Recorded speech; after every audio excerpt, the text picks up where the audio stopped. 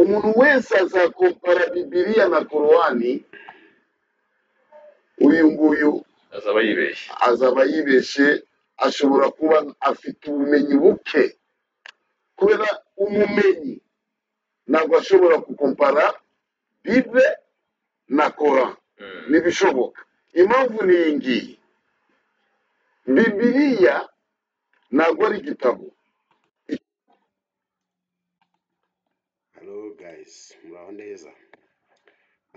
Twongeye kugaruka kugira ngo tuganire ku byanditswe, by'umwihariko ku kiganiro cyakozwe na Haji Sege avuga ku byanditswe bitandukanye. Nk'uko mubyumvise, avuga ko Bibiliya atari igitabo, idakwiriye kugereranywa na Korani, kandi ko ubigereranya wese aba afite ubumenyi bukeya. Muri uyu mwanya ndagira ngo mbere y'uko nkomeza mbanze mbasangiza amagambo amwe ari muri Bibiliya, muri Yohana mu gice cya 8 umurongo wa 31 n'uwa 32. Murayabona kuri screen. Ni amagambo avuga ngo, umutwe w'amagambo uravuga ngo abana b'Aburahamu nyakuri. Hanyuma umurongo wa 31 uravuga ngo, nuko Yesu abwira abayuda bamwemeye ati, nimuguma mu ijambo ryanjye muzaba abigishwa banjye nyakuri, namwe muzamenya ukuri, kandi ukuri niko kuzababatura. Ntacyo, reka nkomeze nsome kugera ku murongo wa 38. Dukomeje haravuga ngo, baramusubiza bati, ko turi urubyaro rwa Aburahamu, akaba ari ntabwo twigeze na hato kuba imbata z'umuntu wese, none uvugiye iki ngo tuzabaturwa? Ese arabasubiza ati, ni ukuri ndababwira yuko umuntu wese ukora ibyaha ari imbata y'ibyaha. Imbata ntiba mu rugo iteka, ahubwo mwene nyirarwo niwe urugumamo iteka. Nuko umwana nababatura muzaba mubatuwe by'ukuri. Nzi yuko muri abuzukuruza b'Aburahamu, ariko murashaka kunyica kuko ijambo ryanjye ridafite umwanya muri mwe. Jyeho ibyo nabonanye data nibyo mvuga, kandi namwe nuko ibyo mwumvanye so nibyo mukora. Baramusubiza bati, Aburahamu niwe data. Yesu arababwira ati, iyo muba abana b'Aburahamu koko muba mukora nk'uko Aburahamu yakoraga. Ariko none dore murashaka kunyica kandi ndi umuntu ubabwiye iby'ukuri, ibyo numvise ku Mana. Nyamara Aburahamu we ntiyagize atyo. Ibyo mukora ni nk'ibya so Satani. Baramubwira bati, ntituri ibibyarwa, ahubwo dufite data umwe, ari we Mana. Yesu arababwira ati, iyaba Imana yari so muba munkunze, kuko nanjye naje nkomotse ku Mana, sinaje ku bwanjye, ahubwo niyo yantumye. Inshuti zanjye mukunda gukurikira iki kiganiro, aya magambo cyane cyane umurongo wa 31 n'uwa 32 utwereka uburyo kumenya ibyanditswe tukabisobanukirwa aribyo biduha kubaturwa. Aho Yesu yabivuze muri aya magambo avuga ngo, nituguma mu ijambo rye tuzaba abigishwa be nyakuri, namwe muzamenya ukuri, kandi ukuri niko kuzatubatura. Mu yandi magambo icyo bitubwira ni uko turushaho kumenya inyigisho za Yesu Kristo, tukazigenderamo, ahangaha nibwo tumenya ukuri, kandi uko kuri kukatubatura, tukava mu bubata bw'ibyaha bitandukanye. Nibyo biduha imbaraga zo kunesha ibyaha. Ngarutse ku magambo uyu Sege yavuze kubera ko yarabajijwe ikibazo ku bakurikiye ikiganiro, ikibazo kibaza ngo, ese Bibiliya yavuye he? Hanyuma kubera iki hari Bibiliya nyinshi? Ngira ngo nshobora gusubizamo inyuma yenda muri video mukaza kuyumvaho gatoya. Abazwa icyo kibazo, ndumva kumva mu kiganiro ari uguhera ku murongo nako ku munota wa 6:53 aho yari afite ikiganiro gifite umutwe uvuga ngo wari uzi aho Bibiliya yavuye, Korani se yo inkomoko yayo urayizi. Reka nshyiremo gato twumva ikibazo uko cyari giteye. Ibyo mwumvishe bitangira Sega yavuze yaratangiye gusubiza icyo kibazo, hanyuma nze gukora comment inyuma. Murakoze. Ikibazo umuvandimwe yabaje, Sega umuvandimwe yabaje ikibazo aravuga ati ko mbona Bibiliya ari nyinshi, izi Bibiliya zaje gute? Ese Korani yo yaje? Ni ikibazo gikomeye cyane. Ntabwo tubona Bibiliya ngira ngo hari Bibiliya ntagatifu ifite ibitabo ngira ngo 73 ariyo ikoreshwa n'abayoboke ba Kiliziya Gatolika, hakaba Bibiliya y'ibitabo 65 ngira ngo yo ikoreshwa n'abantuza n'aba-protesta, ubwo nibo bibumbiye hamwe ari nk'abadive abapantekote, abarokore, adeperi n'abandi bose bagenda bose bibumbiye mu kintu kimwe cy'ubuposo. Abo nabo bafite Bibiliya yabo bakoresha y'ibitabo 66. Yes. Noneho uyu muvandimwe akabaza ati se Bibiliya ko mbona ari nyinshi, ubwo ntabwo tuvuze izi ebyiri gusa, hari n'izindi tutavuze. Hari y'abatemwe de Jehove, hari za King James, hari version Bible de Jerusalem. Zihari nyinshi, ubwo izizwi cyane abantu babasha kubona muri kino gihugu ni ebyiri, n'eshatu. Dufate y'abatemwe de Jehove n'abakatolike n'abaporotesa. Ati ko mbona Bibiliya ari nyinshi, izi Bibiliya zitandukana gute, zaje gute, ninde wazizanye? Icyo ni ikibazo gikomeye cyane. Atariko na Korani nayo ndashaka kumenya ukuntu yaje. Korani yo yavuye nyangwa tuguhaye umwanya kugira ngo ubashe kumusubiza. Bismillah. Urakoze, ni ikibazo cyiza muvandimwe wambajije.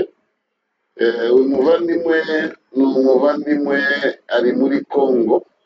Niba abantu bashobora kuvuga ninde ari kubaza Sege, ariko ni umuvandimwe ari muri Congo.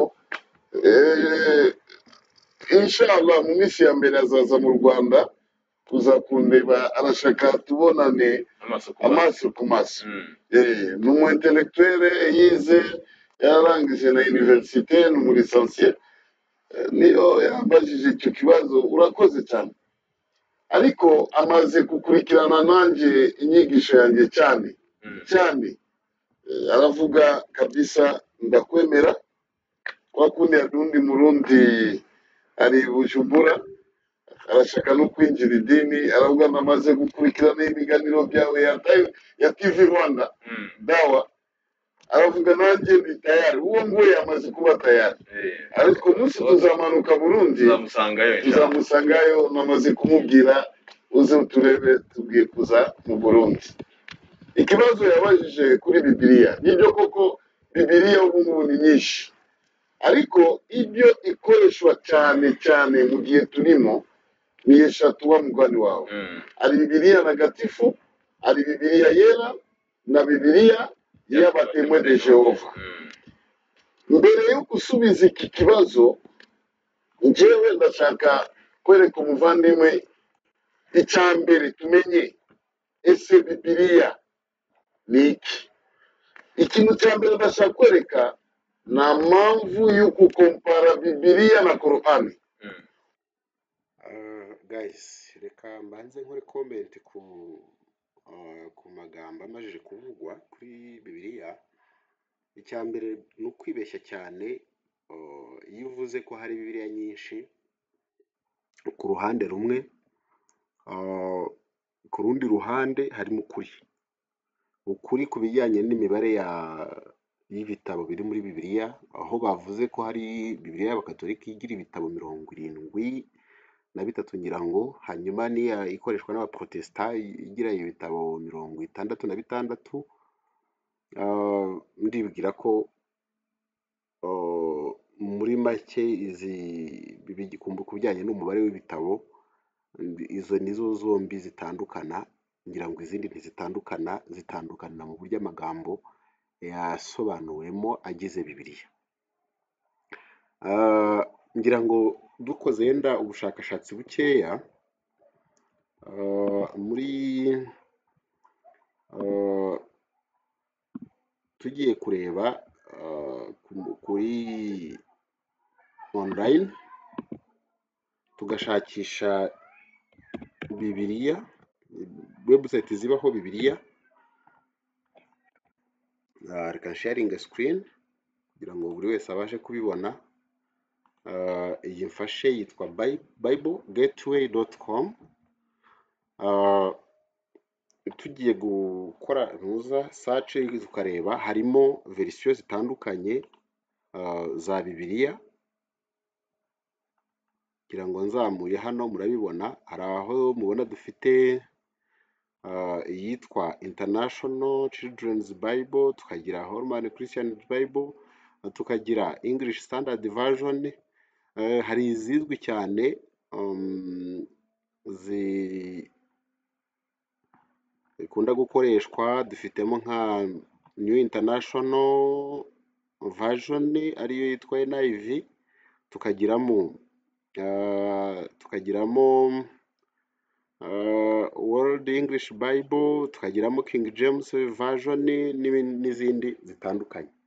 Ngira ngo yewe nk'iyi yitwa King James Version, hari n'indi yakozwe n'abatinganyi bashaka kugaragaza ko Imana idafite ikibazo ku butinganyi, yitwa Queen James Version.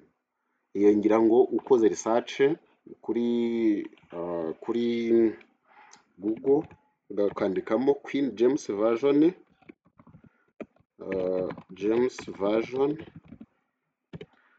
ugakora search, nk'uko mubibona ni Bible yakozwe ikorewe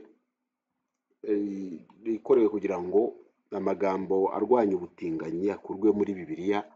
Ibyo turabizi ko iyo movement irahari y'abatinganyi, aho mu guhindura bibiliya mu ndimi hakoreshwaga ko Imana yanga gutinga, yanga kugira gute, cyangwa se ufashe mu gihe Imana yajyaga kurimbura abantu b'i Sodomu na Gomora, muzi ko bashatse kuryamana n'abamarayika bari baje i Sodomu, hanyuma Loti ababwira yuko bitaba ari byo gushaka kuryamana n'abagabo, ababwira ko baryamana yabaha abakobwa be akaba aribo baryamana nabo, ariko barabyanga kubera urwego ubutinganyi bwariho. Ngira ngo iyo bibiliya y'abatinganyi ikimenyetso ifite nk'uko mubibona hano kuri screen zanyu ni iki ngiki, ifite ikimenyetso cy'umusaraba kiri mu mabara nyine y'abatinganyi, ariko ntibivuze yuko ari bibiliya nyinshi zihari, ahubwo ni translations cyangwa se guhindura mu ndimi z'amahanga bikorwa n'abantu bamwe, bashobora kubikora kubw'inyungu zabo, ariko bitavuze yuko ari bibiliya yahindutse. Hanyuma icya kabiri ni uko kuri bibiliya ku itandukaniro ry'umubare w'ibitabo, aho bibiliya y'abakatolika ifite ibitabo 73, y'abaprotestant ikagira ibitabo 66. Ubundi mu gukora bibiliya, mu kwandika bibiliya cyangwa se kwemeza ibitabo biyigize, ni abantu bose bemera Kristo Yesu nk'umwami n'umukiza wabo barahura, kandi abo ngabo harimo abakatolike, harimo imiryango yose ikoresha bibiliya, barahuye bemeza ibitabo bigomba kugira bibiliya. Hanyuma ibyemejwe byahurijweho n'abakatolike n'abaprotestant ko byabaye inspired, cyangwa se ari ibyahishuwe n'Imana koko, cyangwa se ari iby'abantu banditse kubera ihishurirwa bahawe n'Imana, ni ibitabo 66. Ibi bikubiyemo ntabwo bitandukana. Hanyuma bigeze ku bitabo bindi bigera muri 7 birimo iby'abamakabe, mwene Siraki n'ibindi ntibuka neza, aho ngaho abaprotestant bo bagaragaza ko ibyo bitabo batemera ko ari abantu babyanditse bahishuriwe n'Imana. ku bijyanye na translations ariko mpereye kuri translations na korowani isobanuye mu ndimi nyinshi ndetse n'abayisobanuye nabo ni benshi ngira ngo turebye hano kuri screen zacu iyi ni korowani iyo tugiye hano tugakora search murabona yuko hano nko mu cyongereza korowani yasobanuwe n'uwitwa Ahmed Ali Ahmed Raza Khan Abari Community Allah Community God Daria Badi Hilary and Khan Itani and Allah ukomeje Pixar tukagira Brian Darwish Sahih International tukagira Yusuf Ali n'abandi batandukanye murabona ko naho harimo versions nyinshi kandi nuko basobanura ntabwo amagambo yose basobanura mu buryo bumwe hanyuma kandi nshobora kubabwira nuko kubijyanye n'umubare w'ibitabo korowani nayo umubare w'ibitabo ntabwo ari umwe dushobora gushaka ibyitwa Uthman Codex and Ubay Codex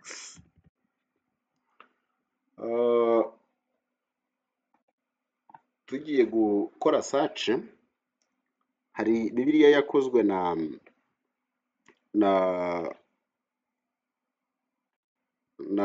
Uthman indi nako korowani yakozwe na Uthman indi ikorwa na hakoreshejwe Ubay Codex nazo ziratandukana imwe ifite sura 114 nkuko turebye hano muri korowani twabibona sura zigize korowani iyi ngiyi yari izwi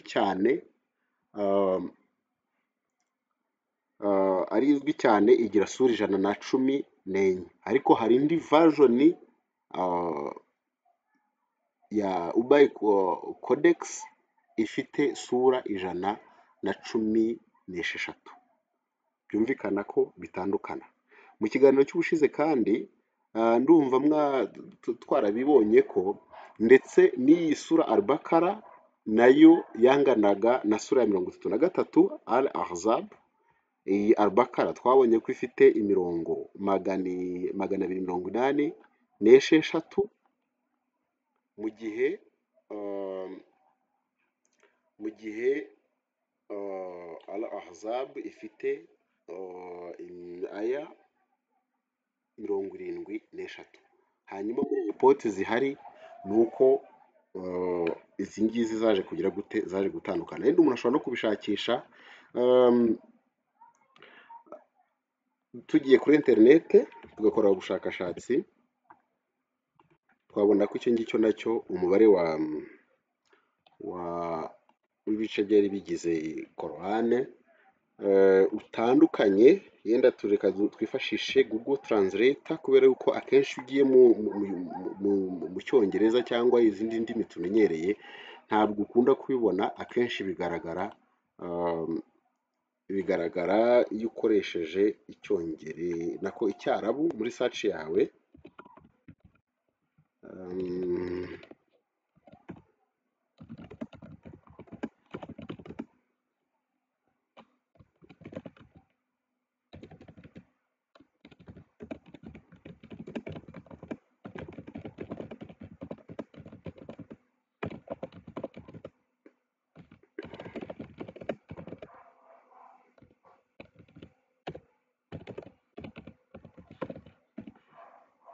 Al-Baqara murabona tubishyize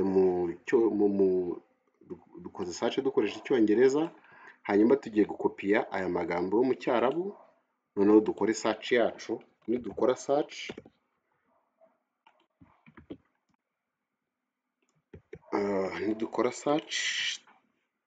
hopefully ko tubibona vuba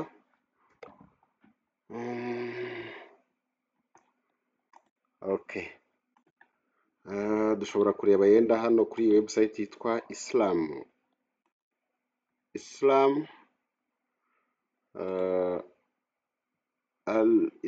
alislamka.info dushyize mu cyongereza tuze kureba ko tuza kubibonamo hari icyo baza kubitubwiraho. Okay, murabona uyu ni uwabazaga aravuga ngo hari hadisi ivuga yuko muri Musnad Ahmad stating that 200 verses of Surah Al-Ahzab were abrogated. Is this true? Sahih Ibn Hibban verified, mentioning the command of stoning married men who committed adultery was intended as a form of punishment. Ahangaha murabibona uyu ni Islam wabibazaga, hanyuma hano hari ibisubizo bamuhereza bagaragaza amasura. Aha tugiye kureba haravuga ngo he said, okay, reka mere kuri uyu witwa ngo Sahih al-Hakim in al-Mustadrak, al-Bayhaqi in al-Sunan, and Ibn Hazm in al-Muhalla 12/125 on the authority of Asim ibn Bahdala, on the authority of Zir, who said, Ubay ibn Kab said to me, witwa Ubay ibn Kab yarambwiye ngo ni gute ni inshuro zingahe usubiramo sura al-Ahzab, hanyuma ngo cyangwa se ni gute uyibara. Hanyuma uwo yabazaga aramubwira abwira uwabazaga ngo ifite mirongo 73. Waramubwira ngo ntibikabeho, aravuga ngo nayibonye, I have seen it and it is equivalent to Surah Al-Baqarah. Avuga ko yayibonye ingana n'iki na Surah Al-Baqarah ifite imirongo 286, ngo kandi narayisomye, ngo hari asoma ko hari handitsemo ngo niba umuntu mukuru cyangwa se umugore mukuru akoze ubusambanyi muzamutere amabuye, muzabatera amabuye bombi kugeza bapfuye. Ngo iki ni igihano cyagizwe gute, cyaturutse kuri Allah. Allah is exalted in might and wise. Ubwo ni ukuvuga ngo yamwerekaga ko iyo mirongo yo gutera kwicisha abafashwe basambana amabuye yari muri Surah Al-Ahzab. Byumvikana ko rero iyi mirongo twaranabibonye ubushize ko uwitwa Caliph Umar yavuze ko iyo mirongo yari muri iyi sura ya Al-Ahzab, ariko ikaba itarabonetse kandi ko yabafite ubushobozi aba yarabikoze ikaza akayishyiramo. Ndumva icyo twarakibonye, twabonye ko hari iyi mirongo yariwe ngo n'ihene igihe Muhammad yapfaga. Okay, reka dukomeze twumve ku bijyanye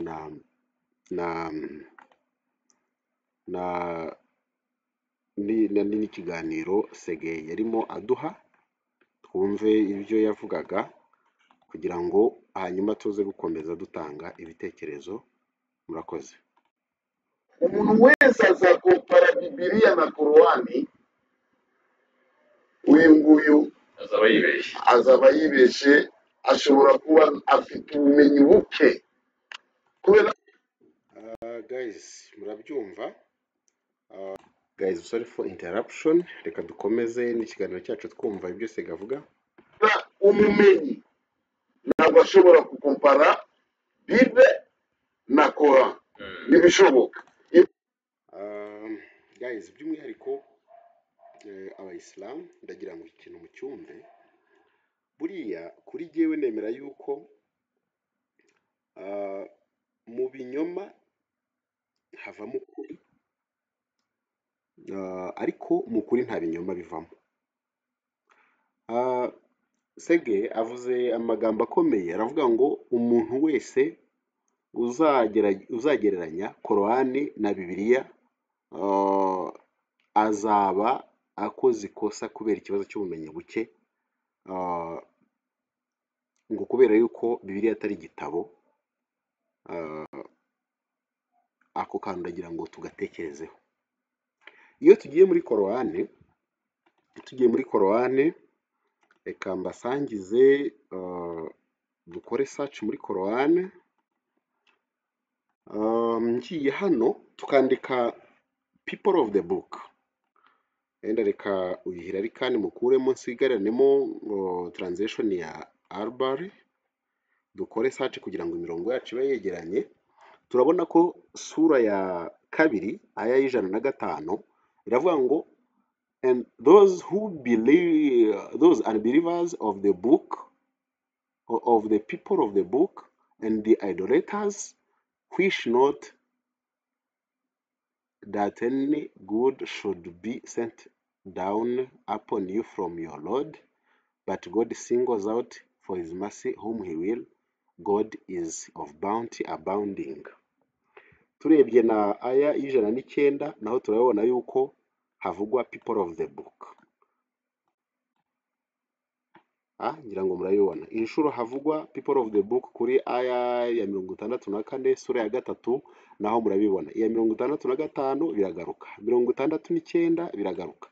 Murabibona ko inshuro biza muri korowani people of the book ni inshuro nyinshi, ndetse iyo dushize muri izi translations nk'ubu twongereyemo Hilary and Khan, turabibona ko mu dukubo aho bashyizemo ko ari people of the book, people of the book, tuza gusanga hari aho bandika ko ari Jews and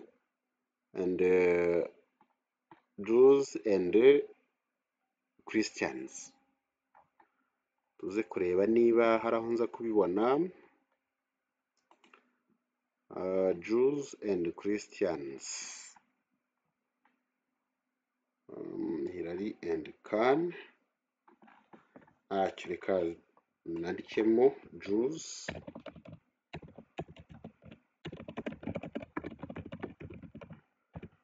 and Christians. Okay.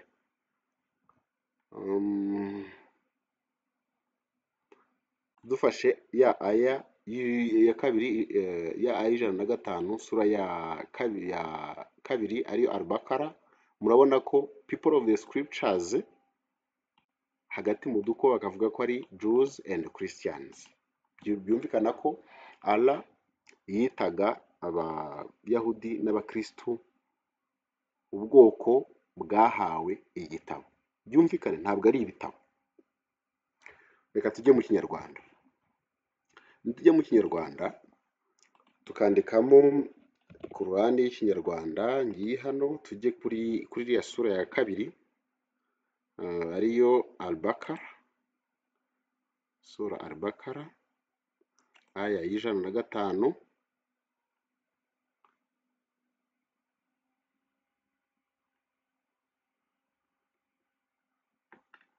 Aya y'105 ngiye hano, murabona ko hano haravuga ngo abahakanye mu bahawe ibitabo. Iyi translation siyo, kuko hano turabona of the scripture mu Cyongereza, Jews and Christians bakabigaragaza. Hanyuma mu Kinyarwanda bo bati abahakanye mu bahawe ibitabo mu duko abayahudi n'abanaswara ndetse n'ababangikanyamana ntibishuza ko hari icyiza giturutse kwa nyagasani wanyu cyabageraho mwabemera, ariko Allah aharira impuhwe ze uwashaka, kandi Allah niwe nyiringabire zihambaye. Reka tujye kuri ya aya y'109 tuze kureba aho noneho birakosorwa. Baravuga ngo abenshi mu bahawe igitabo. Hejuru mwabonye ko bavuze abahawe ibitabo kuri aya y'105, abahawe ibitabo, ariko tugeze hano niho bivugitse neza mu Cyarabu, ndumva ari Al-Kitab, igitabo ndumva ariko bivugwa.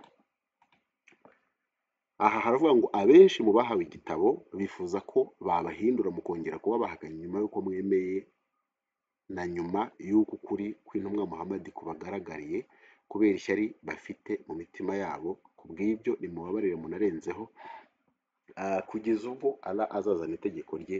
Mu by'ukuri Allah n'ushobora byose. murabona ko hasi ni many of the people of the scripture, ni abahawe igitabo. Ku bakristo igitabo bahawe arayavugaga ni ikihe? Ni Bible. Bible igizwe na Old Testament na New Testament. Ibyo twakora search hano muri Suna, kuri website ya suna.com. Bible hari muri buze kubona muri ari babyitiranije na Testament, ariko ndibwira ko tuza kubibona twanditsemo Bible. Murabona hano baravuga al-Kitab,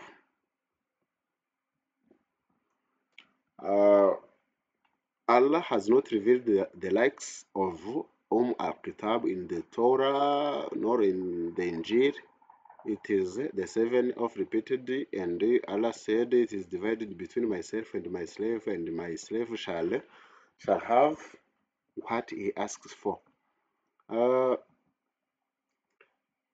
Tugiye kureba dukomejemo hasi turaza kubona yuko hano iyi ni Sahih Muslim 200,200 na 713 iravuga yuko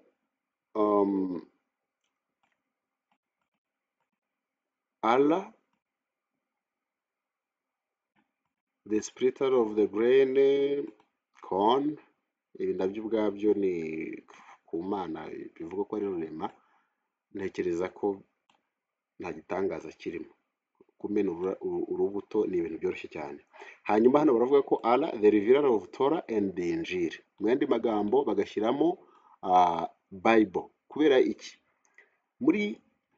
Mu myumvire ya Muhammadi bigaragara ko yari abizi ko Bible igizwe n'ibice bibiri, igice cya Torah na Injil. Naho harimo confusion kubera yuko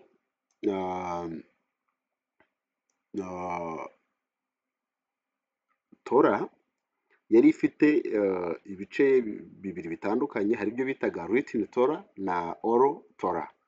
Ntekereza ko ntabwo ndarangiza gukora research, ariko oral Torah igombe kuba ariyo yazagamo ibyavuzwe n'abahanuzi.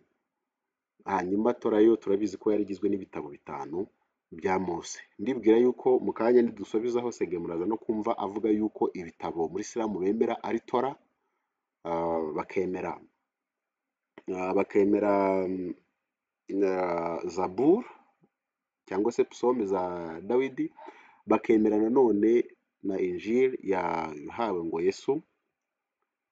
Uretse ko turabizi ku bakristo Injil kuri twebwe ni Yesu Kristo ubwe, ntabwo ari igitabo, kuko ubutumwa bwiza bw'Isirayeli bari bategereje ni agakiza kabonerwa muri Kristo Yesu kari gategerejwe. Yesu rero niwe butumwa bwiza, niryo shingiro ry'ubutumwa bwiza kuri twebwe abamwizera. So nabyo ubwabyo Sege iyo yavuze ko Torah ari igitabo, abarangije guhakana ibyo yarangije kuvuga, kubera yuko Torah nayo igizwe n'ibitabo 5 nkuko tubizi. Harimo Itangiriro, hakazamo Kuva, hakazamo Kubara, hakazamo Abalewi no Gutegeka kwa kabiri. So iyo avuze rero ko umuntu wese ugereranya Korani na Bibiliya aba ari ikibazo cy'ubumenyi, aba afite ikibazo cy'ubumenyi bukeya, kubera yuko Bibiliya ngo atari igitabo ahubwo ari ihuriro ry'ibitabo. Niba abizi cyangwa se atabizi, Torah nayo ni ihuriro ry'ibitabo 5 nkuko nabivuze, birimo Itangiriro, Kuva, Kubara, Abalewi no Gutegeka kwa kabiri. Hanyuma kuri twebwe Bibiliya ibindi byongeramo muri isezerano rya kera ari ryo Old Testament, nabyo dushobora kubona hano muri Suna bivugwamo, ko ntabwo ari ibintu duhimba, byibuze kugira ngo n'umuyisilamu uri hano ukurikira iki kiganiro abashe kubona ukuri kw'ibiri mu nyandiko zabo ubwabo bwite. Turaza kubona yuko muri Suna, igihe bari bagiye gutera umuntu kwicisha umuntu wafashwe ngira ngo asambana, bagiye kureba basanga mu isezerano rya kera harimo ni ibijyanye no gutamba. Bibazaga ngo ninde watambwe hagati ya Ishimayeli abandi na Isaka. Hanyuma ngira ngo ibi nabyo Sege yigeze kubikoraho ikiganiro avuga ko watambwe ari Ishimayeli, ariko nitujya no muri Korani tuzabona ko uwatanzweho isezerano ninde na Isaka, kandi iryo sezerano rifite ikindi risobanuye. Murabona ko rero hano basoma mu isezerano rya kera ariryo Old Testament, basanze ngo Aburahamu yarateguraga gutamba Isaac, hanyuma ngo abasilamu bakaba bavuga ko ari Ishimayeli. Byumvikana ko nicyo Muhammad yavuze yuko ubutumwa yazanye ari ubushimangira ibyo Bibiliya ivuga, nabyo sibyo. Nk'uko tubibona hano kuri iyi hadith Sahih al-Bukhari 36-35, turabona yuko nanone Tora hano mu myumvire y'abambere mu ba Islamu, abo bita sahaba cyangwa se abasangirangendo ba Muhammad, bumvaga ko Tora ari isezerano rya kera. Isezerano rya kera rikaba ririmo ibitabo nabyo birenga 40 ngira ngo n'ibindi, ntabwo ndibuka neza umubare, ariko ubwo nabyo bigaterwa na bya bika biye twigeze kuvugaho by'uko ari Bibiliya y'Abakatolike hakaba n'iy'Abaprotestant. So murabona ko Tora mu yandi magambo byabaga bivuze Old Testament somehow. Hanyuma naha murabona ko bigarutse ni Sahih al-Bukhari 21-25. Dukomeje sinzi niba hari aho tuza kubona New Testament ari nayo yitirirwa ubutumwa bwiza. Ngira ngo uko dukora search hari naho tuza kubona aho bavuga mu gitabo cya Yesaya bagikotinga. Murabona ko hano bakotinga bavuga ku nkuru ya Hamani mu gitabo cya Esther, igitabo cyo mu mibare cyangwa se kubara. Urumva harimo ibitabo bitandukanye bagenda bavugamo hano, kandi byavuzwe n'abasangirangendo ba Muhammad, kubera ko mu gihe cye Bibiliya yari ihari, bari bayifite hard copy, ku buryo ibyo abantu babeshya ko abayisilamu babeshwa ko Bibiliya yahinduwe ni ikinyoma. Ubikubwira wese uzamubaza uti yahinduwe ryari, yahinduwe nande, habaye iki, yahinduye mu iki, yabikoze ate? Ibyo bibazo ni ingenzi ko uvuga atyo wese akwiriye kubisubiza, kugira ngo turusheho gukora kwigenzurira, tumenye niba ibyo tubwirwa ari ukuri cyangwa ari ibinyoma. Reka nihutishe, ngira ngo ibi tumaze kubona byo ubwabyo nawe ushobora kongeraho ugashakisha ibindi. Reka twumve ikindi Sege avuga. Ndibwira ko iby'ingenzi twashaka kuvuga ni kuri iki yaravuze cyo kugereranya Bibiliya na Korani, wese aba yibeshye, aba afite ikimenyi, aba afite ikibazo cy'ubumenyi buke. Bituma nanibaza ngo ubundi ariko inshuro nyinshi ko iyo nitegereje nkareba abigisha bo muri Islamu ko bisa naho bafite ubumenyi burusha ubwa Allah na Muhammad, kuko iyo urebye inshuro nyinshi usanga bavuguruza ibyo Muhammad yavuze na Allah, kandi ubundi ntago bemererwa kugira gute kubavuguruza. Ubwo reka tugaruke twumve ibyo aza kuvuga nanone, nagaragaza ibyo ashingiraho avuga ko ntawe ukwiriye kubigereranya. Impamvu ni iyi: Bibiliya ntabwo ari igitabo. Icyo nicyo cya mbere.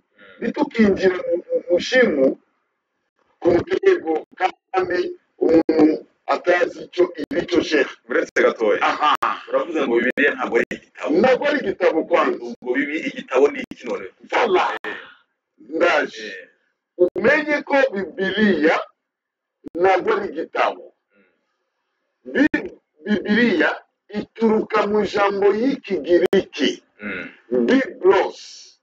Biblos mu Kifaransa ni Bible, ariko bisobanuro bya Bible cyangwa bibiliya cyangwa biblose bisobanura bibliyoteke. Icyo ni cyo cya mbere. Bibliyoteke ni ahantu, ni ihuriro y'ibitabo. Nk'uko tubona bibliyoteke ziri ibitabo nyinshi. Ni ukuvuga ntabwo ushobora gukompara bibliyoteke n'igitabo. wabona isomero ryo kwa Kadafi, isomero ryo kuri Institut. Hariya ibitabo byinshi. Gute uzakompara ibitabo byinshi n'igitabo? Ni ahantu bihuriye. Nayo murakubashije ni igitabo ni iki none? Igitabo ni iki? Voilà. Ni ukuvuga Bible, abafaransa baravuga c'est une collection de livres. C'est une collection de livres. Ni ihuriro y'ibitabo. Guys, ndagira ngo ikintu cyumve. Ikibazo abajijwe ngo igitabo ni iki?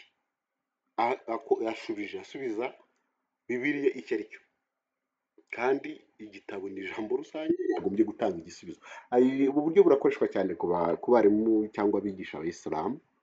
So ni byiza kwitonda iyo umuteze amatwi kugira ngo wumve, kuko bazi uburyo biskepinga ibibazo.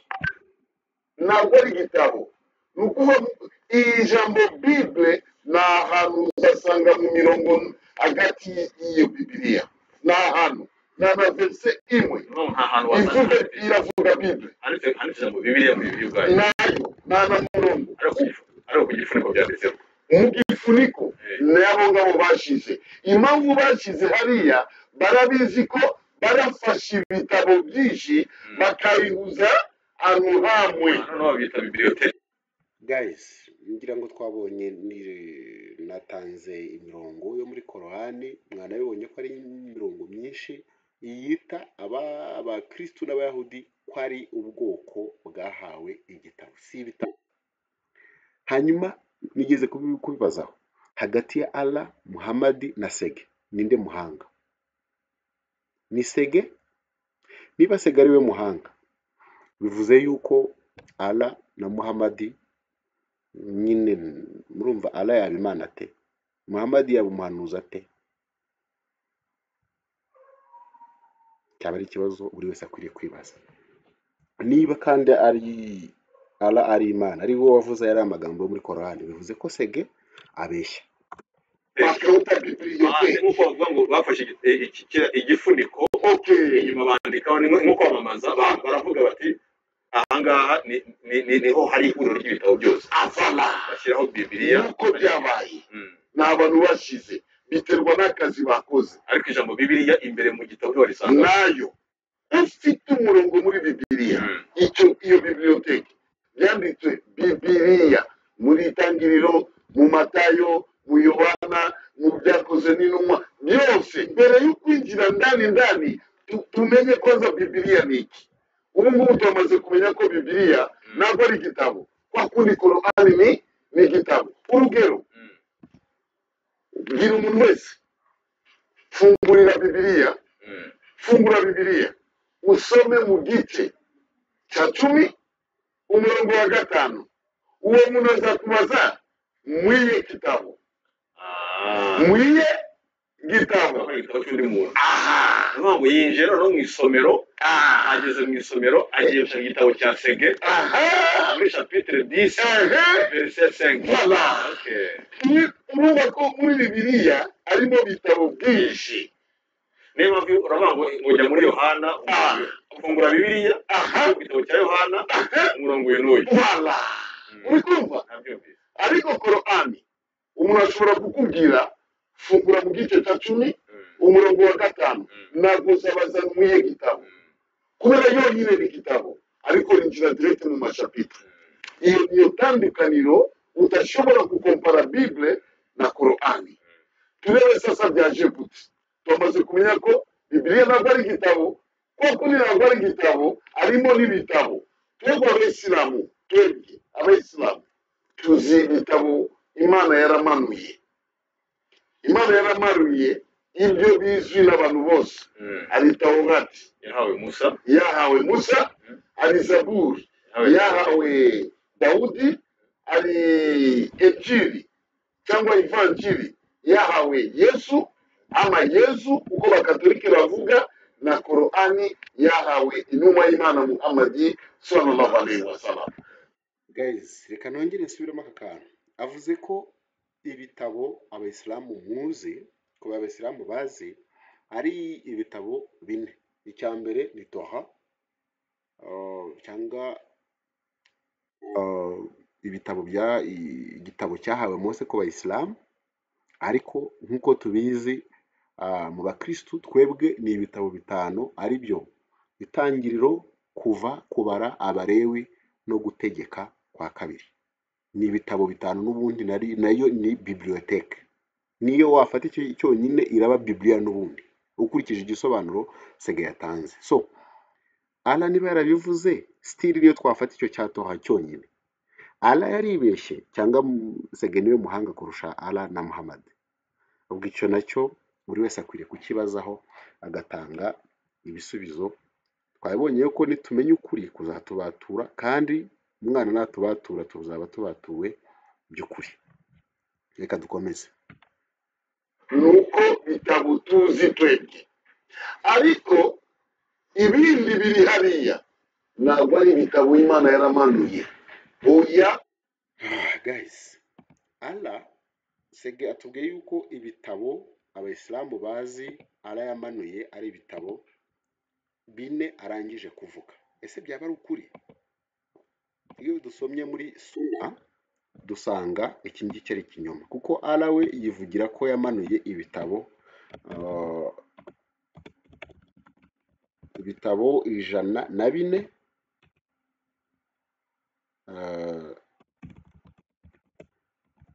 ibitabo 104. Kugira ngo reka nkore search ho gatoya.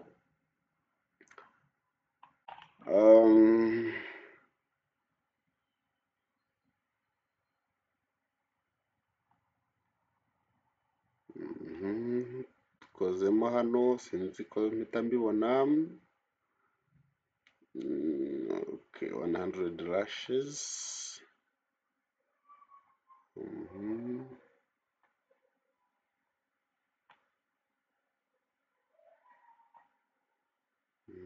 Dukoze search hano turabibonamo. Ushobora kudusaba gukoresha Icyarabu.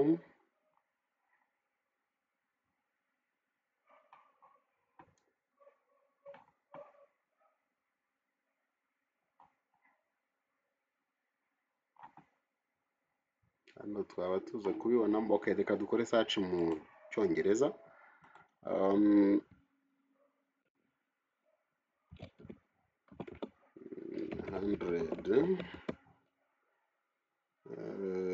100 books and 4.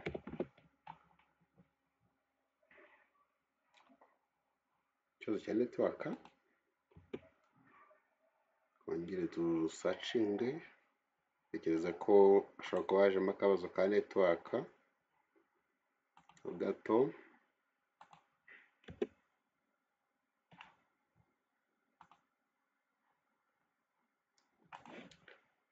What is wrong, guys? Reka nze ndebe ho gato network. Okay. Dukoze search hano twandika 100 books and 4 sent by Allah, tugakopiya ibi byo mu Cyarabu, hanyuma tukajya gukora search.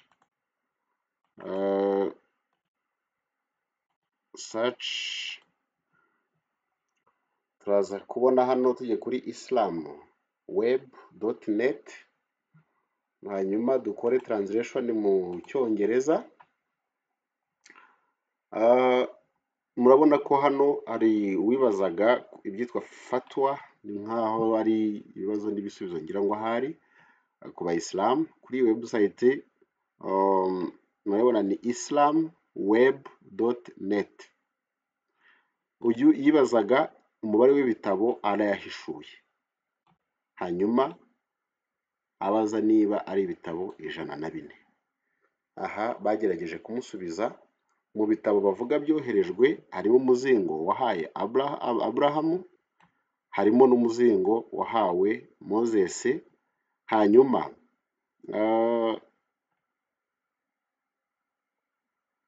bavuga yuko ibitabo bemeranyaho ngo ni bine nk'uko sigaramaje kubivugaho: the Gospel, the Psalms, and the Quran.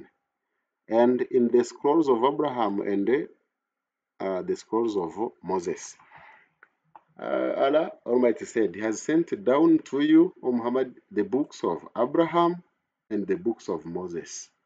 Bivuze ko Korani bishobora ko irangira ibaye ibi bitabo noneho icya Abraham n'icya Moses, ngo igitabo gifite ukuri, confirming what was before it. Bivuze ngo ubundi Korani yagombye kuba ishimangira, ndetse imirongo tuzanayibona muri Korani ishimangira ibyavuzwe muri ibyo bitabo bya mbere, ariko iyo tugiye dusanga bitandukanye. Hanyuma tugiye kureba, murabona ko hano uwitwa, duhereye hano, uwitwa Al-Suyuti ni umushehe ukomeye in Al-Dur, Al-Manthur and Al-Qurtubi in his tafsir, all on Al-Qurtubi nawe ni umuskora muri Islam ukomeye cyane. Bavuze yuko uwitwa Abu Dhar al-Ghafari yabajije intumwa Muhammad, yamubaza ngo ibitabo byoherejwe na Allah, ibitabo arahishuye ni bingahe? Muhammad aramusubiza ngo ni ibitabo 100 n'ibindi bitabo 4. Ibitabo 100, 100 books and 4 books. Bivuze ko total yabyo biba ibihumbi, nako ibitabo 104. Hanyuma 50 pages were sent down to Set. Set muramuzi ni umuhungu wa Adamu wavutse nyuma yuko Kainisha Abeli. Hanyuma ikindi gitabo cyoherejwe uwitwa Enoch, ari we abayisilamu bita Idris, cyari gifite ngo iyo page 30.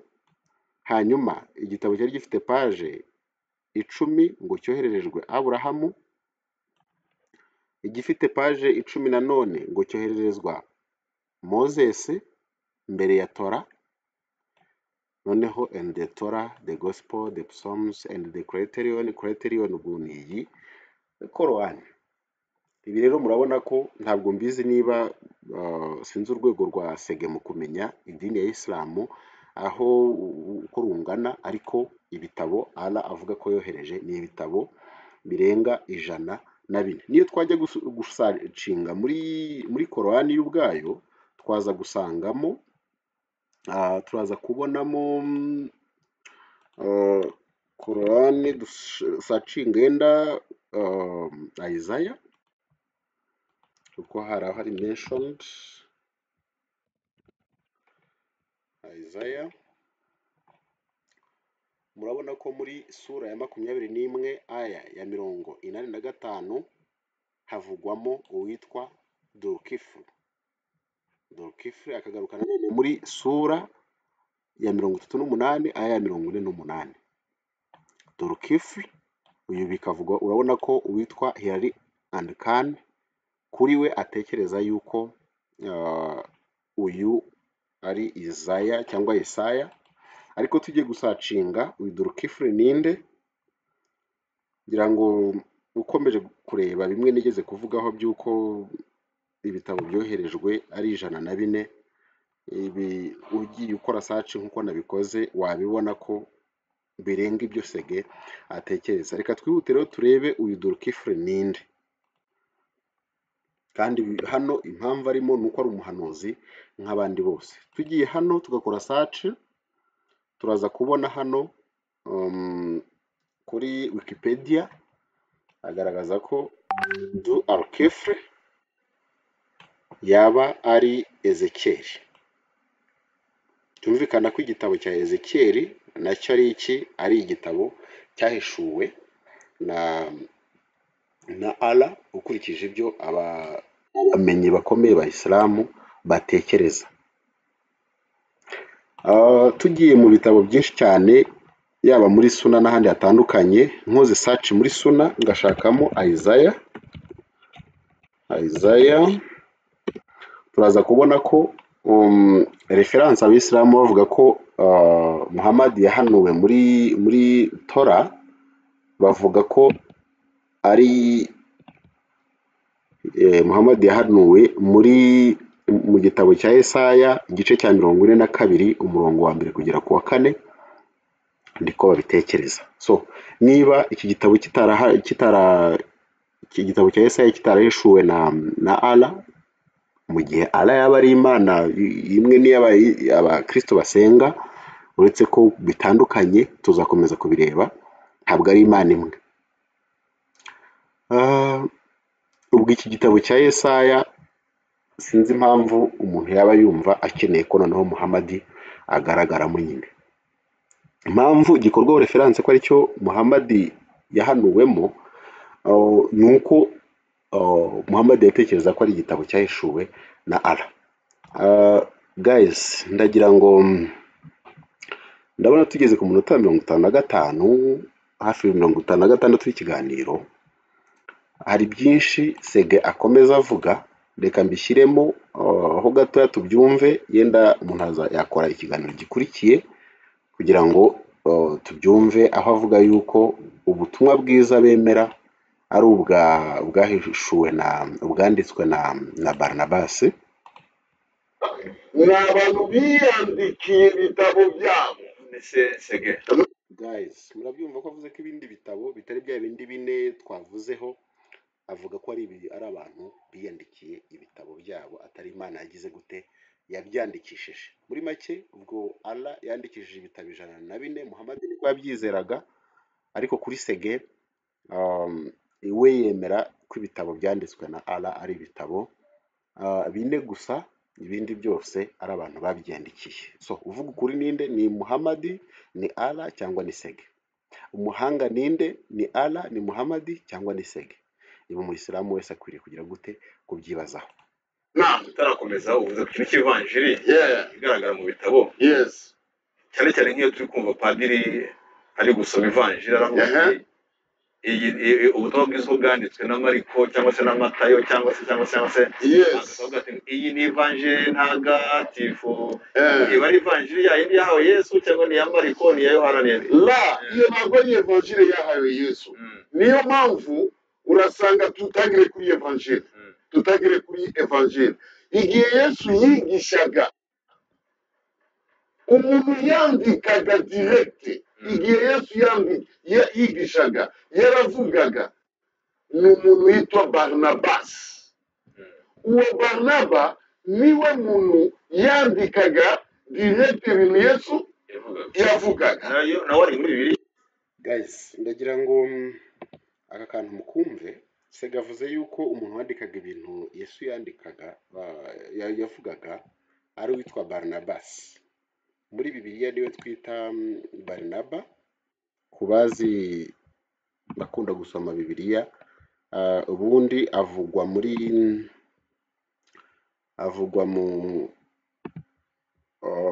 gitabo cy'ibyakozwe n'intumwa. Avugwa mu gitabo cy'ibyakozwe n'intumwa, ngira ngo guhera mu gice cya 4. Ndagira ngo dushakishe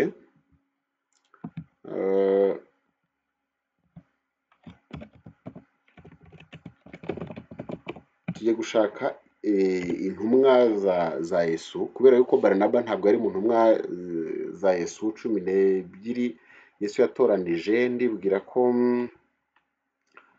twagombye kubibona. Okay, nacyo reka twandikemo intumwa. Niba ntibeshya ashobora kuba ari muri Matayo igice cya 10. Matayo igice cya 10. Okay, reka nkore search hano. Matayo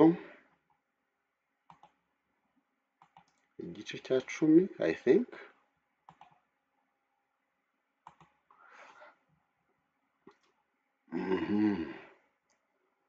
Dere ku murongo wa 2 haravuga ngo amazina y'intumwa 12 naya.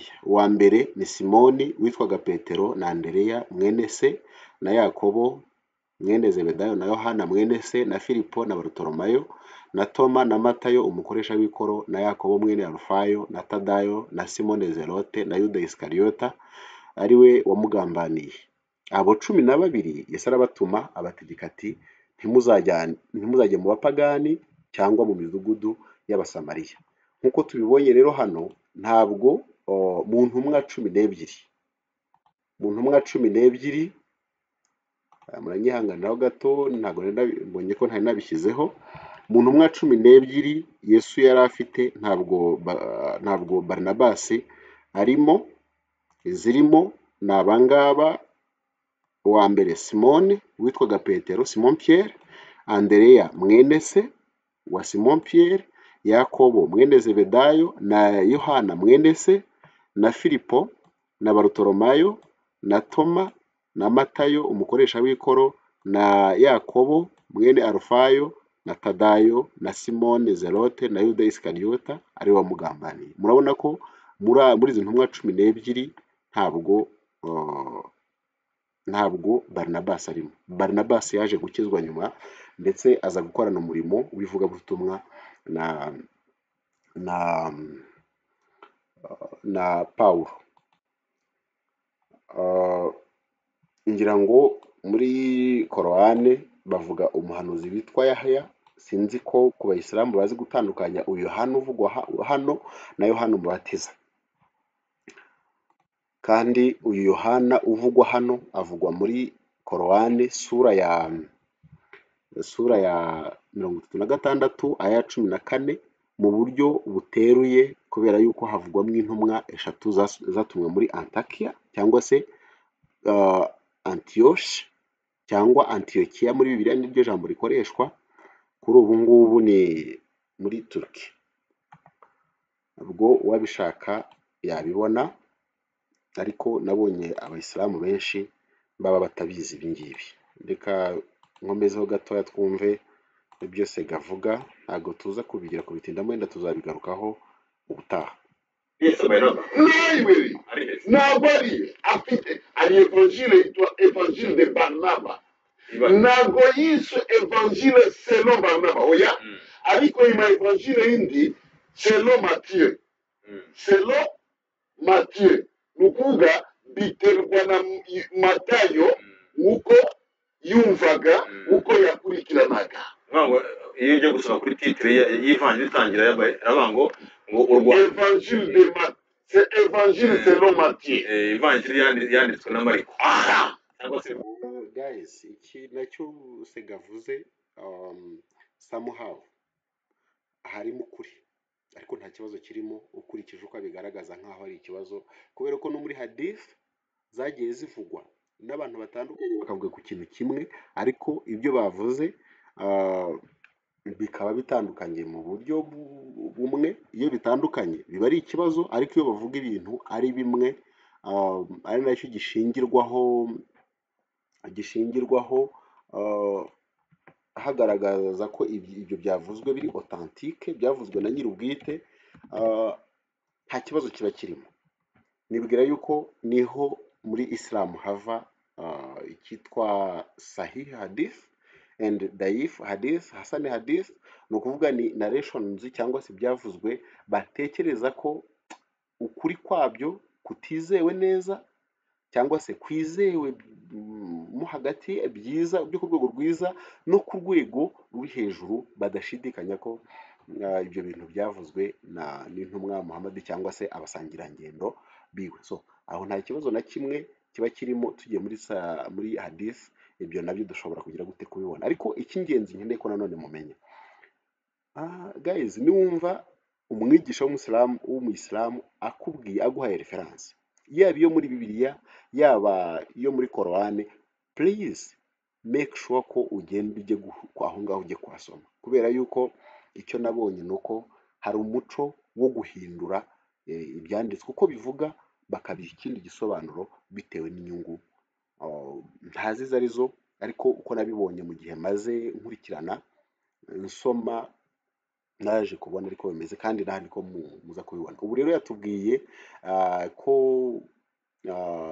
evanjile cyangwa se ubutumwa bwiza bwa nyabwo bwavuzwe na Yesu Kristo ari ubu bwanditswe nande ari ubu bwanditswe na Barnabas cyangwa se Barinaba. Evanjili yanditswe aha ariko ya Barnaba yanditswe Evangile de ya Barnaba ntabwo ari selo ni ijambo ry'igifaransa donc bireba ko kwa kundi umuntu yakurikiranaga akabyumva ariko Evangile selo nuko bisobanura ariko ya Barnaba uyu muntu yari kumwe ese Evanjili ya Barnaba muri Bibiliya irimo barayikuye ntabwo bashaka no kubyumva kubera iki kubera ifite ukuri iratandukana n'izi ngizi z'abamatayo nk'umuntu ayishaka yayikura he njyewe narayifite iyo Evangile yari mu gifaransa ariko baranyibye mu minsi yashize mu ma internet iyo Evangile barayibonye barayishize hanze iravuga nuko Yesu ntabwo yarapfuye ibyo ni ukubeshyira Yesu iyo Evangile iravuga niyo mpamvu uyu Paulo kubera ibitabo byinshi mu isezerano rishya ni Paulo yanditse ibitabo byinshi kutangira kuri ibyakozwe n'intumwa Abakorinto ba mbere guys reka twihuteho gatoya ntabwo tubijyamo muri detail ntabwo nza kubijyamo muri detail ariko nshobora kuzakora ikindi kiganiro kibigarukaho ariko hari ibintu by'ingenzi Sege yamaje kuvuga ko ubutumwa bwiza bemera ari ubwanditswe na Barnabas. Tugiye gukora search, dukoze search kuri internet, reka nkore zoom kugira ngo buri wese abyirebere. Iyi Evangile Sege avuga ko yemera, ngira ngo murabona hari website zitandukanye ushobora gushakiraho iyi Evangile ukayisoma. Ndashaka ko twibaza ku tubazo nka tubiri kuri chapitre ya mbere n'iya kabiri y'icyo gitabo, hanyuma tukaza gukomeza nyuma tukazakomeza nyuma kuko uyu mwanya kugira ngo nakoreshe igihe kinini cyane. Ndabizi ko abantu benshi hari gusanga umwanya utaboneka bihagije, so bigatuma gusoma ibintu birebire bigorana cyangwa se no gufata ikiganiro kirekire bigora.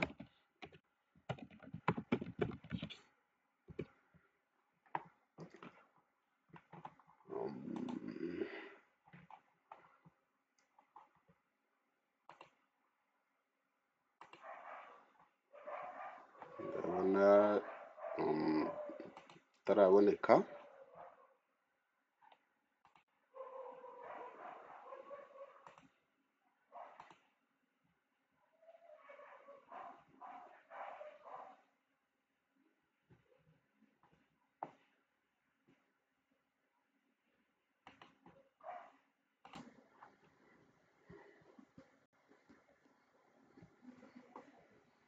Okay guys, ndabona search yacu irangiye. Reka tugere hejuru. Murabibona hano hejuru haranditse The Gospel of Barnabas cyangwa se ubutumwa bwa Barnaba, ariko naho niyo nyito nabyo nkuko Sege bindi yabigize ikibazo, uwashaka nabwo yabigira ikibazo kubera ko aha kuvuga ko ari ubutumwa bwa Barnabas bivuze ko nanone byaba ari ibitekerezo bye cyangwa se bwaba ari ubutumwa bwe butari ubwa Yesu, kuko hano turabona The Gospel of Jesus, aha tukabona The Gospel of Barnabas. So sinzi niba Sege mu gitabo kimwe yabazi uko bitandukanwa, ariko ntacyo, reka ibingibi twe kubitindaho. Tugiye kujya mu gice cya kabiri. Hari ibitabo byinshi yavuzemo hano, uzabishaka akajya gusoma azabibona. Murabona ko hano harimo igitabo cy'ibyakozwe n'intumwa kiravugwa. Dukomeje gushaka gukora research yacu muri iki gitabo yatubwiye, reka tugende tujye muri chapitre ya mbere. Chapitre ya mbere y'iki gitabo Ah,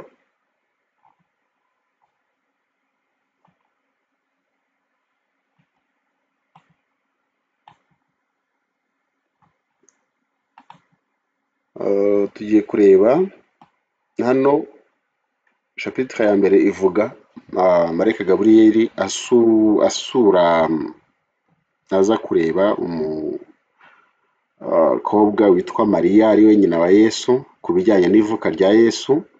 Ahangaha turabona yuko mu myaka ya nyuma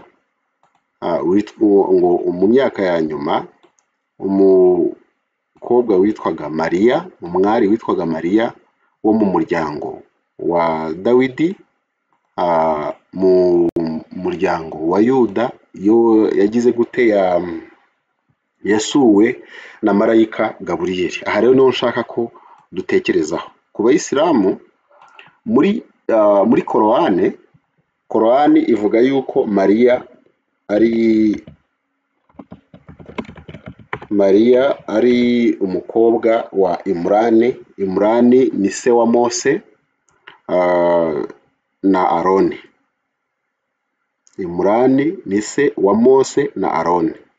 Ariko Korowani yizi ko Allah na Muhammad bo bavuze yuko Mariya nyina wa Yesu ari umukobwa wa Imurani. Nanone kandi ngo akaba mushiki wa Mose nyine na Aroni. Aha dushobora kubibona muri sister of Aaron. Aha tuyusanga muri sura ya 19 aya 28, ariko by'umwihariko sura ya 19 ni iri repeta ni imwe. Iyo tuyinjiyemo murabona ko aya 27 ibivuga kuri Mariya, hanyuma hasi ya 28 bagahita bamwita ko ari mushiki wa Arone. Hano ibi biri hano ngo not the brother of Musa, ibi ngibi ni byongereyemo, ntabwo mu cyarabu birimo. Ngira ngo no kubera yuko uko abantu bagenda bagira basoma baza kubona ko hari amakosa amwe namwe ari muri Korowani, bityo bakagerageza kubiha igisobanuro ariko kitari muri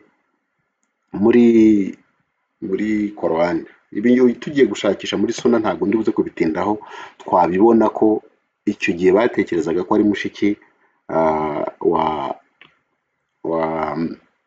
wa Aroni na Mose. Ariko niyo twagendera kuri iki ngiki, Imurani ndagira ngo mbamenyeshe ko Imurani ntabwo ari we se wa Mose, ntabwo ari we se wa Mose. Ibyo ngibyo ukeneye kubireba wajya gushakisha muri Bibiliya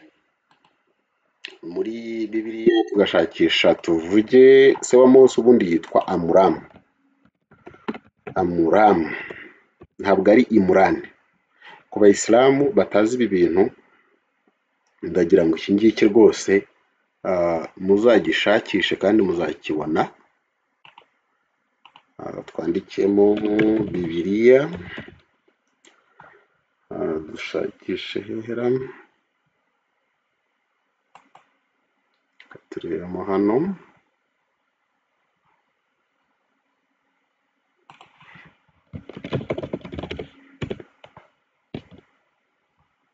murihanganaho gatoya.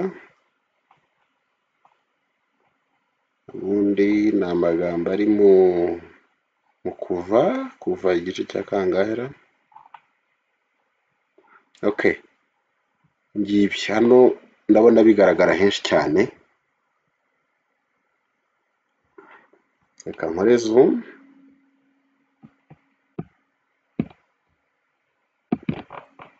Turabona ko mu kuva igice cya 6 umurongo wa 20 haratubwira yuko Amuramu yarongoye Yokebedi nyirasenge, babyarana Aroni na Mose. Imyaka Amuramu yaramye ni imyaka 137. So murabibona neza yuko hano se wa Mose ni Amuramu, ntabwo ari Imurani nk'uko Korowani ibivuga. tuje mu kubara igice cya 26 umurongo wa 59 Bibiliya yongera kubisubiramo, muka Amuramu yitwa Yokebedi mwene Lewi. Bivuze ko nyina wa Mose yitwa nde? Yitwa Yokebedi mwene Lewi. Amuramu nawe yavugaga muri uyu muryango wa Lewi. Hanyuma ngo yabyariye muri Egiputa, abyarana na Amuramu, Aroni na Mose na Miriyamu mushiki wabo. Aha naho ibi ndumva byumvikana. Hanyuma muri Korani Miriyamu bigaragara ko izina Miriyamu Muhammad mu gusoma yabyitiranije na Mariya, kubera yuko mu Cyarabu murabizi yuko bavuga Mariyamu. So biroroshye cyane ko yitiranije ayo mazina yombi, agatekereza yuko Mariya nyina wa Yesu ari mushiki wa Aroni na Mose, akaba umukobwa wa Imurani, kuko mwabibonye Korani igaragaza ko se wa Mose na Aroni ari Imurani. Se nanone wa Mariya nyina wa Yesu akaba Imurani nawe. Mariya nyina wa Yesu akitwa ko ari mushiki wande wa Aroni.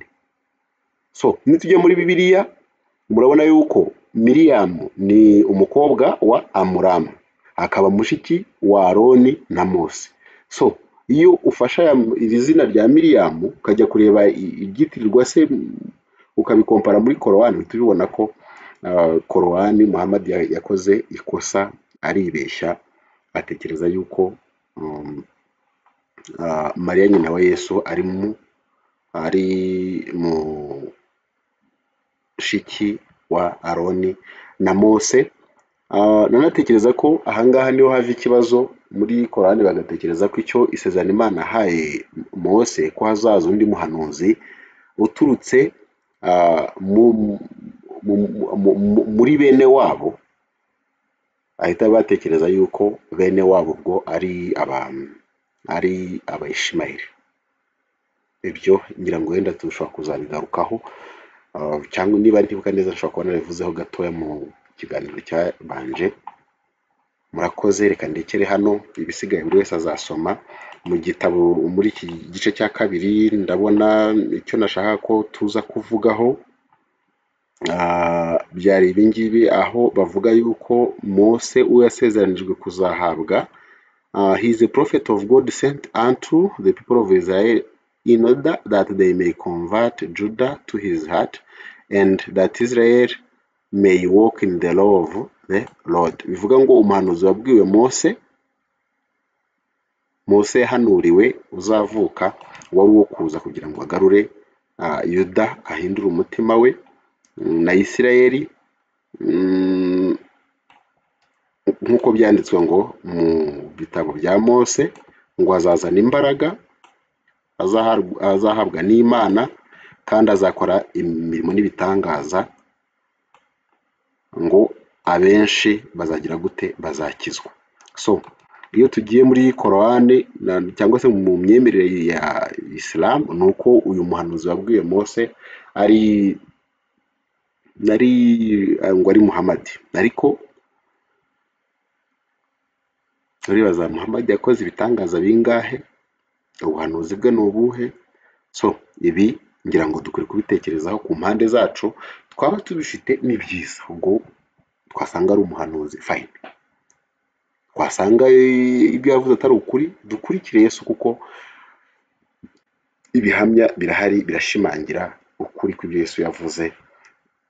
Reka nsoze kuri njyewe, nsanga Yesu ari we nzira, ukuri n'ubugingo, nk'uko yabyivugiye, kandi ntawe ujya kwa Data atamujyanye. So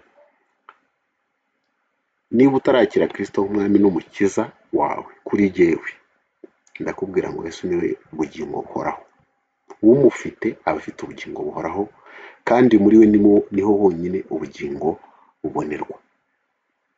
Ufite uwo mwana niwe ufite ubugingo buhoraho, utamufite nta bugingo afite. Bibiliya niko itubwira. Mukomeze kugira ibihe byiza, ndabakunda. Imana ibahe umugisha, naho ubutaha.